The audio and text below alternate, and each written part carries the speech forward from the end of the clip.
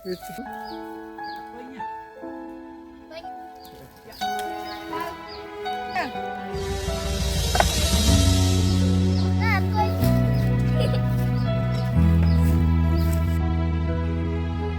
ងៃនេះព្រឹកទៀតហើយខ្ញុំធ្វើក៏ដល់ខ្លួនទូថ្ងៃស្អែកត្រូវឈឺក៏ស៊ូធ្វើការបន្តបើនឹងហាមនៅដកក៏គ្មានថ្ងៃខ្ញុំបោះបង់តស៊ូដើរទៅមុខខំប្រឹងជំនះបញ្ហា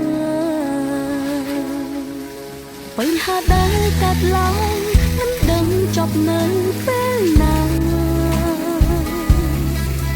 តែច្បាស់ខ្លួនឯងថារូបខ្ញុំកំពុងខំប្រឹងខ្ញុំក្លាហានមែនទេទើបយំមិនអោយគេដឹងគ្រប់បញ្ហាត្រូវប្រឹងលួចលាក់ដោះស្រាយម្នាក់ឯងចាប់ខ្លាំងប៉ុណ្ណាមិនបន្តអ្នកណាធ្ងន់ប៉ុណ្ណាស៊ូរែកម្នាក់ឯង